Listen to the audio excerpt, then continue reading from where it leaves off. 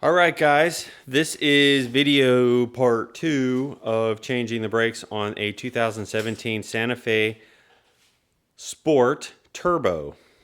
And we are going to be replacing the rear brakes.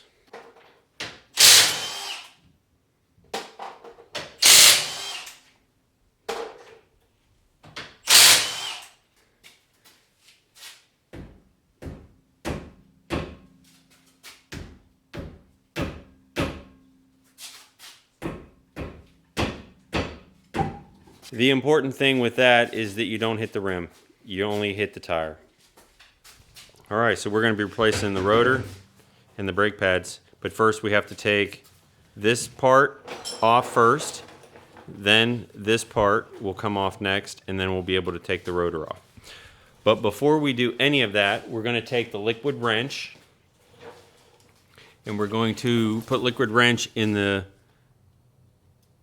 screws that are holding on the rotor. Now, like just in the front, there's 2 screws holding this on, and we have to be mindful of those. We have to make sure that, and we're also going to squirt some liquid wrench between the rotor and the hub. It took a little bit of pounding to get it off, so we're going to put a little bit more on. We'll do a little bit more just to get enough around there to hopefully break that loose. Wow, that wasn't very tight, was it? That's a little bit of alarming.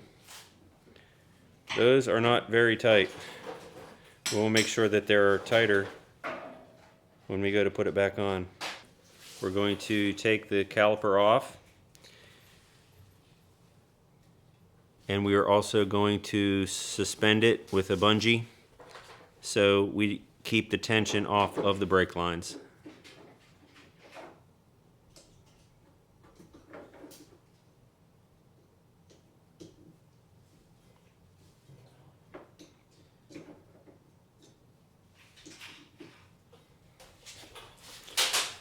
All right. So now they have the springs. The rears have the springs just like the fronts.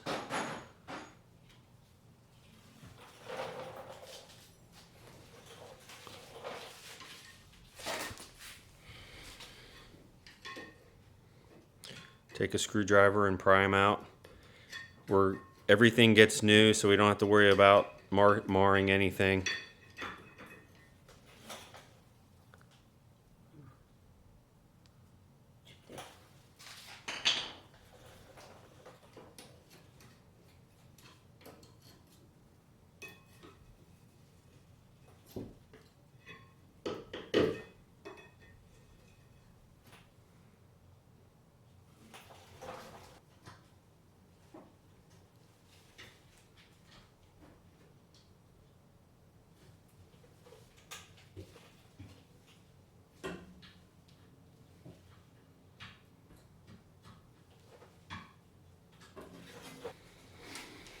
And something that we should have used was my Milwaukee cordless ratchet. Forgot I had it. It's relatively new, and I had it sitting next to all the bike stuff. My son gave me a mean look when he realized we could have been using that all along. Alright, so there's the cage. Now again, with this, we also have the hardware that we're going to be replacing here. It's pretty much the same, except obviously it's a lot smaller. Alright, so the first thing we're going to do is take the pieces of metal out.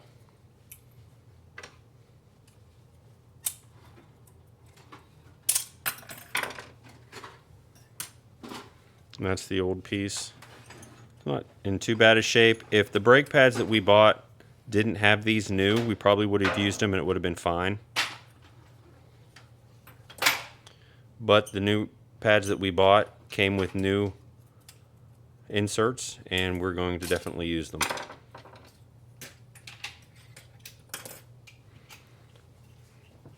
Alright, then what we found, the rear pads tend to have a little bit more, or did have more buildup of rust and debris.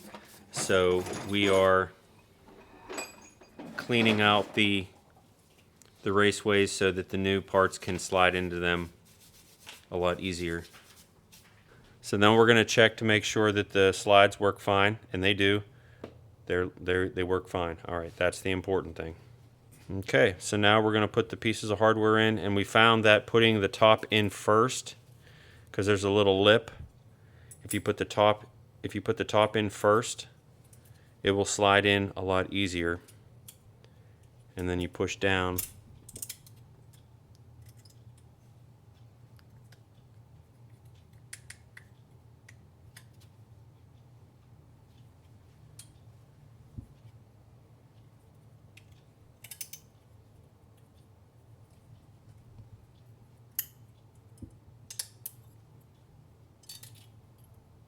There we go.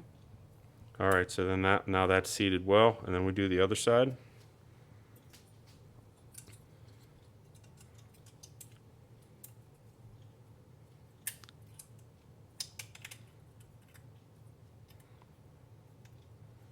Okay.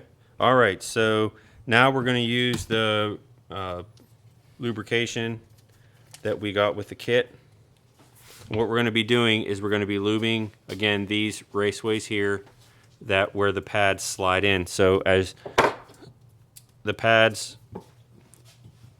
slide in and out of these channels, and that's where we're going to be installing the lubrication.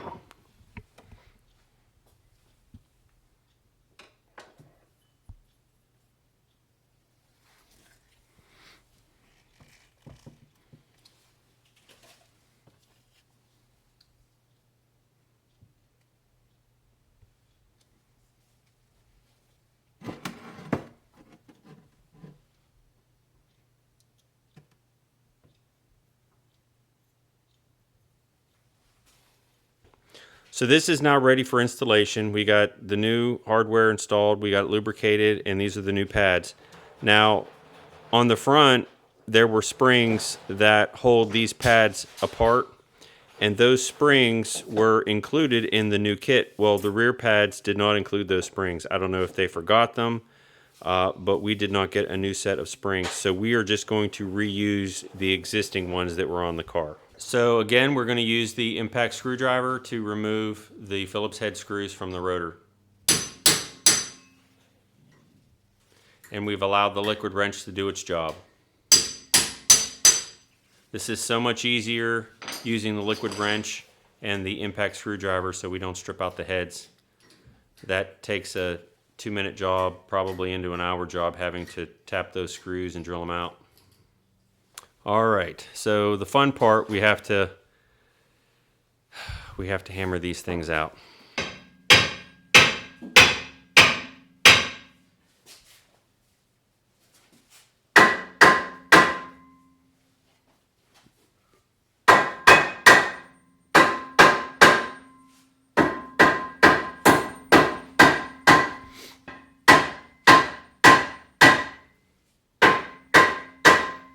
What we're trying to do is loosen up the rust holding this on.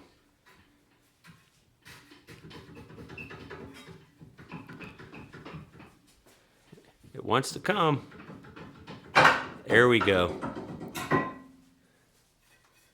All right, so now I want to also show you something. So on these brakes, there is an adjuster down here at the bottom.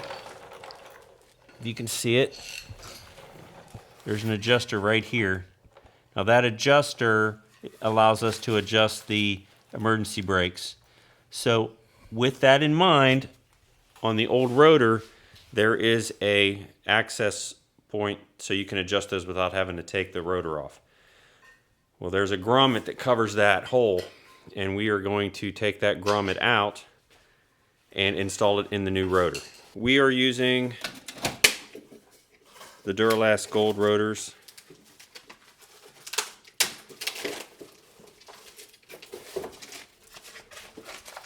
And these are in excellent condition.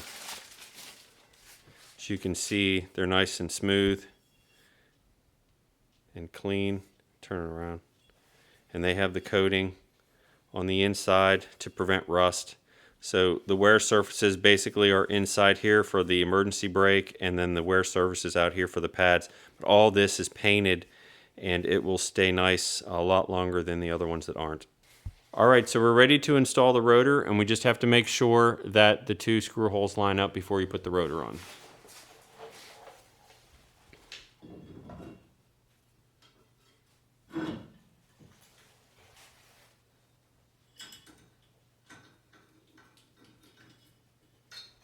And again, we put 1 screw in, keep it loose. That gives us a chance to put the other screw in, and then we tighten them up.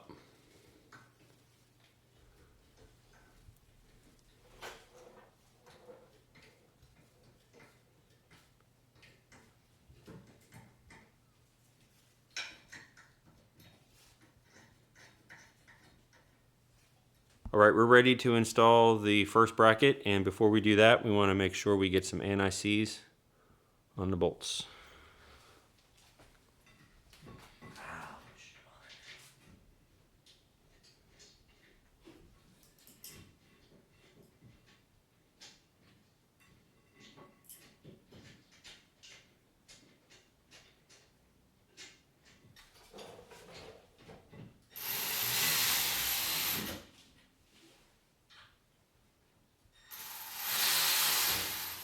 I highly recommend the Milwaukee tools. They make things so much faster and easier.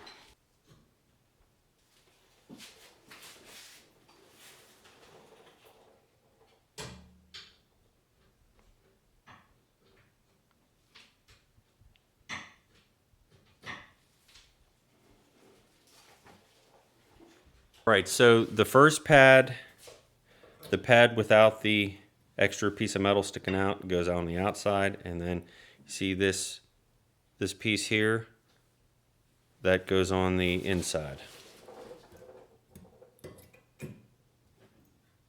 We're stopping this video because we thought we were done, but I noticed when I was getting rid of the rear pads, they also have the piece of metal that closes off the end of the piston on the caliper. So we were pretty much done, tires back on, everything, but we realized what we forgot. And in the light of completeness with our project and doing it right, we are going to take the rear wheels off again and slide this on the rear pad. It's really not that big a deal. It should only take about a few minutes of tire. But nevertheless, we want to do it right, and we want to show you guys the right way to do it. So Ryan pretty much has the wheel back off, the caliper off, and exposing the inner pad.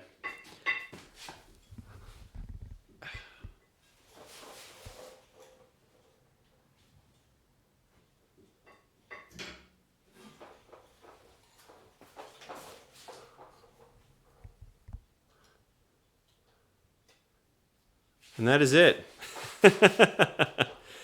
Well, we just want to make sure that we're doing it right, and we're showing you guys the right way to do it.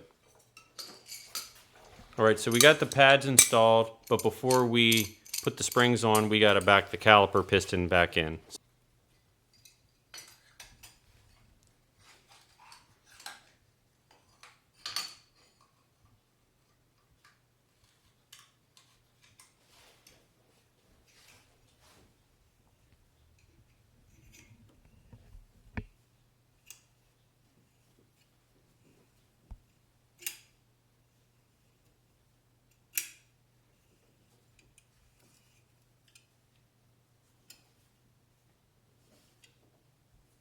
And that looks like it's completely in. So I've got to hold this together.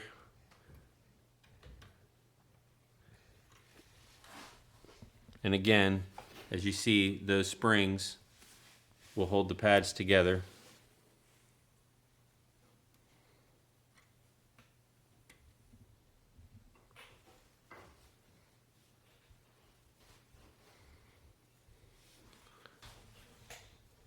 And they're staying this time. I don't have to hold them closed. Then we put the caliper back on.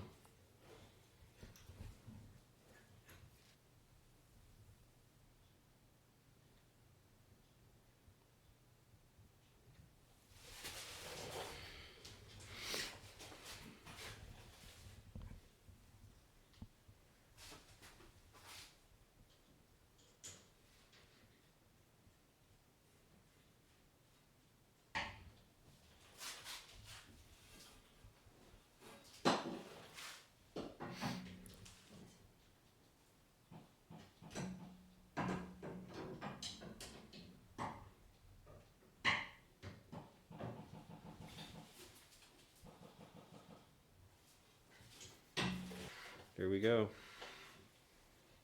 All right, that is how we replace brakes on a 2017 Santa Fe Sport Turbo. I want to give special thanks to my son Ryan for doing all the labor. It's very nice when you have a son that knows mechanics. And I appreciate you guys watching this video. I thank you for the support, and we're going to be getting back into bikes eventually and finishing up my 2015 YZ250FX. But I figured I'd throw a video in here just to show you guys something that maybe somebody who's never replaced brakes on a car before will know how it's done, and especially on a Santa Fe. I know that I was hoping for a video like this when I first started, but since there wasn't one, I was going to post one so everybody else can use it. So appreciate it. Thanks for watching, and we'll see you soon.